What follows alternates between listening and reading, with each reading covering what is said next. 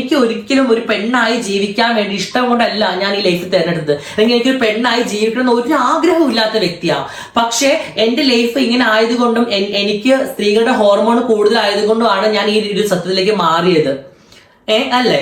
ഒരു കാര്യം നിങ്ങൾ മനസ്സിലാക്കൂ. നിങ്ങൾ ഈ നിസ്സാരമായിട്ട് ചാന്തുപെട്ട് 9 എന്നൊക്കെ പറയുമ്പോൾ അത് ഞങ്ങൾക്ക് എനിക്ക് ഉണ്ടാക്കുന്ന എനിക്ക് പേഴ്സണൽ എന്റെ കാര്യം പറയുന്നത്, പേഴ്സണൽ എനിക്ക് ഉണ്ടാക്കുന്ന ഒരു വിഷമോ ഒരു വേദനയോ നിങ്ങൾ കാണാണ്ട് പോവരുത്.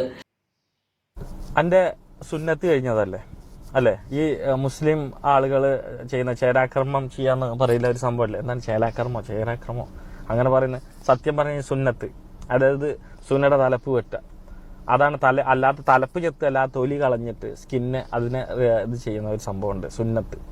അത് മുസ്ലിമിലെ ആൺകുട്ടികളൊക്കെ ചെയ്യുന്നതാ. അതെന്റെ ചെയ്തിരുന്നില്ലേ? അതെന്റെ ചെയ്തിട്ടുണ്ട്. എന്നെ കല്യാണം കഴിപ്പിച്ചിട്ടുണ്ട്. ഇതെല്ലാം ചെയ്ത ഒരാണായിട്ട്. ഹലോ ഗൈസ്, അസ്സലാമലൈക്കും, welcome back to my channel Jasi Ashi issues. കഴിഞ്ഞ ദിവസം ജാസി ഒരു വീഡിയോസ് ഇട്ടിരുന്നു. എന്നെയാണെങ്കിൽ ഫഹദ് കുണ്ടനെന്ന് വിളിക്കുന്നു, 9 എന്ന് വിളിക്കുന്നു, ചാന്തപ്പൊട്ടെന്ന് വിളിക്കുന്നു, അങ്ങനെ എന്തൊക്കെയോ പറഞ്ഞിട്ട് എന്നെ കളിയാക്കുന്നു. ഇനി എനിക്ക് സഹിക്കാൻ കഴിയുന്നില്ല, എനിക്ക് കുറെ ഞാൻ സഹിച്ച് ഇനി എനിക്ക് പറ്റുന്നില്ല, ഞാൻ കേസ് കൊടുക്കാൻ പോവുകയാണ് എന്നൊക്കെ പറഞ്ഞിട്ടായിരുന്നു ആ വീഡിയോസ്. ശരിക്കും ഭയങ്കരമായിട്ട് സങ്കടപ്പെട്ടിട്ടാണ്. ഇനി എന്നെ ഇങ്ങനെയൊക്കെ പറയുന്ന എന്തിനാണ്? നിങ്ങളുടെ വീട്ടിൽ ആരെങ്കിലും മക്കൾക്കൊക്കെ സംഭവിച്ചു കഴിഞ്ഞാൽ നിങ്ങൾ കളിയാക്കുവോ എന്നൊക്കെ പറഞ്ഞിട്ട് അത്ര സങ്കടത്തോടു കൂടിയിട്ടൊക്കെ വന്നിട്ടാണ് ഈ ജാസി ഇങ്ങനെയൊക്കെ ഇരുന്ന് സംസാരിക്കുന്നത്. അറിയില്ല ഇയാളുടെ പ്രശ്നം എന്താണുള്ളത്. ഞാനും ആശും എങ്ങനെ ജീവിച്ചാലും, അല്ലെങ്കിൽ ഞാൻ എന്ത് തരത്തിൽ ജീവിച്ചാലും, ഇനിയിപ്പോ ഞാൻ എന്ത് ചെയ്താലും ഇയാൾക്ക് എന്താണ് പോവാനുള്ളത്? എന്റെ ഫാമിലിക്കോ എന്റെ കൂടെ നടക്കുന്ന പാർട്ട്ണറായ ആഷിക്കോ എന്റെ മറ്റുള്ള ഫ്രണ്ട്സുകൾക്കോ ഇല്ലാത്ത വേവലാതിയും വിഷമം എന്തിനാണ് ഇയാൾക്ക് എന്ന് എനിക്ക് മനസ്സിലാവുന്നില്ല.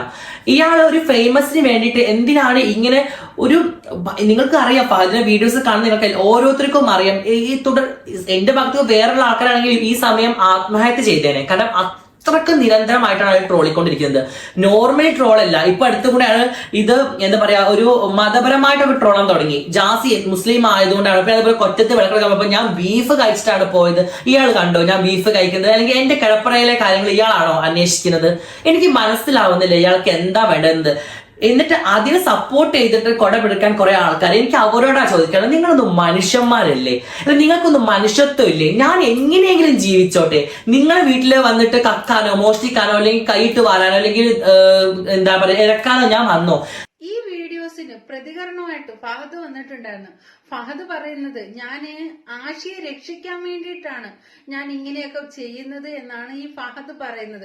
കാരണം ആ ഉമ്മയുടെ കണ്ണുനീര്, അതായത് ആഷിയുടെ ഉമ്മയുടെ കണ്ണുനീര് ശരിക്കും നമ്മളും കേട്ടതാണ്. ആഷിയുടെ ഉമ്മയുടെ ഒരു വോയിസ് നമ്മളും മുൻപ് കേട്ടിട്ടുള്ളതാണ്.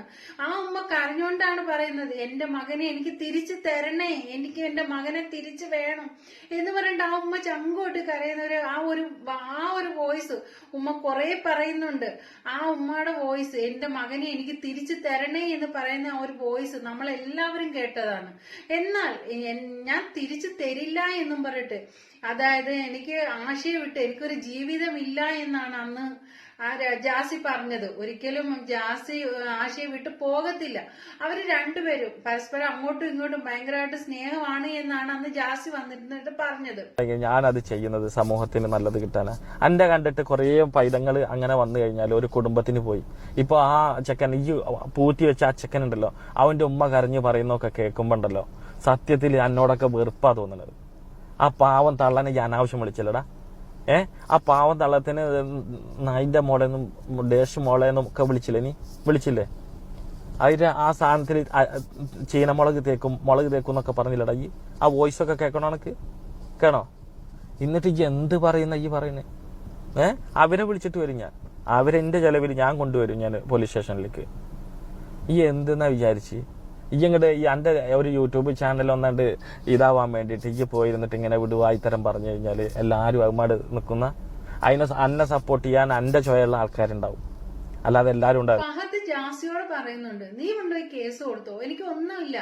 കാരണം എന്ന് വെച്ച് കഴിഞ്ഞാല് എന്റെ കൂടെ ആശയുടെ ഉമ്മയുണ്ട്, സഹോദരങ്ങളുണ്ട്, പള്ളി കമ്മിറ്റിക്കാരുണ്ട്, എല്ലാവരും ഉണ്ട്. എല്ലാവരുടെയും ആവശ്യം ഈ ജാസിയിൽ നിന്ന് ആശയെ ഒന്ന് അകറ്റി കിട്ടണം. തന്റെ മകനെ, അതായത് ഉമ്മായിക്കായാലും ചേട്ടന്മാർക്കായാലും ഞങ്ങളുടെ മകനെ തിരിച്ചു കിട്ടണം, ആശയെ ഞങ്ങൾക്ക് തിരിച്ചു കിട്ടണം. അത് മാത്രമാണ് ആ ഉമ്മയുടെ ആഗ്രഹവും ആവശ്യവും. അതിനു വേണ്ടിയിട്ട് ഈ ഫഹദിന്റെ കൂടെ എല്ലാവരും ഒറ്റക്കെട്ടായിട്ട് തന്നെ നിൽക്കുകയാണ്. ഞാൻ അഭിനയിക്കല്ല. എന്റെ ലൈഫിൽ വന്ന മാറ്റങ്ങളും ചേഞ്ചസും എന്നെ ചെറുപ്പം മുതൽ അറിയുന്ന ആൾക്കാർക്ക് അറിയാം. ഞാൻ ഒരു സുപ്രായത്തിൽ അങ്ങ് പെണ്ണായ വ്യക്തിയല്ല. എന്റെ ലൈഫിൽ ഞാൻ കല്യാണം കഴിച്ച വ്യക്തിയാണ്. കല്യാണം കഴിച്ചില്ലെങ്കിൽ ഞാൻ എന്താ പറയാ ആണാവും എന്ന് വിചാരിച്ചിട്ട് അതുപോലെ എനിക്ക് ആ ലൈഫ് പോലും മുന്നോട്ട് കൊണ്ടുപോകാൻ പറ്റാത്തൊരു വ്യക്തി ആയതുകൊണ്ടാണ് ഞാൻ അത് ഡ്രോപ്പ് ഔട്ട് ചെയ്തിട്ട് എന്റെ സ്വത്തം മനസ്സിലാക്കി ഞാൻ മുന്നോട്ട് വന്നത്. അല്ല, ഈ ഫഹദിനോട് ഞാൻ ചോദിച്ചത്, നാളെ ഇവൻ പലവട്ടം ചാന്തുപൊട്ടും ഒമ്പൻ കുണ്ടൻ നായിന്റെ മോൻ എന്തൊക്കെ രീതിയിലാണ് ഇവൻ ട്രോളുന്നത്. ഈ ഒരു കാരണം ഈ ഫഹദിന് നാളെ ഇങ്ങനെ ഒരു കുട്ടി ഉണ്ടായ ഫഹദ് അങ്ങനെ ആ കുട്ടീനോട് അങ്ങനെ പറയുമോ, അല്ലെ ആ കുട്ടീനെ അങ്ങനെയാണ് വിളിക്കുക? എനിക്ക് ഈ വീഡിയോ കാണുന്ന ആൾക്കാരോട് ചോദിക്കണം, നിങ്ങളുടെ വീട്ടിലും ഇതേപോലെ ഒരാൾ ഉണ്ടായി കഴിഞ്ഞാൽ അവരെ നിങ്ങൾ ഇങ്ങനെ കളിയാക്കുമോ? നിങ്ങൾ ഇത് പറയുമ്പോൾ വളരെ സിമ്പിൾ ആയിട്ട് ചാന്തുപൊട്ടാണ്, ഒമ്പതാണ്, കുണ്ടനാണ് എന്നൊക്കെ പറയുമ്പോൾ നിങ്ങൾ ഒരു കാര്യം മനസ്സിലാക്കണം, അത് മറ്റുള്ളവർക്ക് എത്രത്തോളം വിഷമം ഉണ്ടാക്കുന്ന ഒരു കാര്യമാണെന്നുള്ളത്. എടാ, കല്യാണം കഴിച്ചില്ലേ നീ? ഒരു പെണ്ണിനെ കല്യാണം കഴിച്ചില്ലേ? കഴിച്ചോ? ജാസി പറയുന്നുണ്ട് എനിക്ക് ഹോർമോണിന്റെ പ്രശ്നമാണ്, സ്ത്രീ ഹോർമോൺ കൂടുതലായിട്ടുണ്ട്, എനിക്ക് അതിന്റെ പ്രശ്നമാണ് എന്ന്. ശരിക്കും ഉണ്ട്, അതെല്ലാം മുൻപേ തന്നെ ഉണ്ടായിരുന്നു. അതായത് ഒരു വിവാഹം കഴിച്ചു എന്ന് പറയുന്നു, അതിന് മുൻപേ തന്നെ ജാസിക്ക് ഈ ഒരു പ്രശ്നം ഉണ്ടായിരുന്നു എന്ന് ജാസി പറയുന്നുണ്ട്. എനിക്കത് മാറി കിട്ടാൻ വേണ്ടിയിട്ട് ഒരു പരീക്ഷണ വസ്തു പോലെയാണ് ഒരു കല്യാണം കഴിച്ചത്. അതൊരിക്കലും ചെയ്യാൻ പാടില്ലായിരുന്നു. ഒരു പെണ്ണിന്റെ ജീവിതം വെച്ചിട്ട് ഒരിക്കലും അത് കളിക്കാൻ പാടില്ലായിരുന്നു. കാരണം എന്ന് വെച്ച് കഴിഞ്ഞാൽ നമ്മളെല്ലാവരും ഒരു പെണ്ണിന് മനസ്സിലാവുള്ളൂ ഒരു ഫസ്റ്റ് മാരേജിന്റെയും സെക്കൻഡ് മാരേജിന്റെയും വ്യത്യാസം. ആ പെണ്ണിന് എന്തായാലും വേറൊരു കല്യാണത്തിലേക്ക് പോവുകയാണെങ്കിൽ അതൊരു സെക്കൻഡ് മാരേജ് തന്നെയാണ്. ഒരു ഫസ്റ്റ് മാരേജില് ആ ഒരു അനുഭവിക്കുന്ന ഒരു സുഖവും സന്തോഷവും ഒന്നും ഒരു സെക്കൻഡ് മാരേജിൽ ചിലത് കിട്ടണമെന്നില്ല. ഈ പോയി കേസ് കൊടുക്കണം. ഈ കേസ് കൊടുക്കുക തന്നെ വേണം.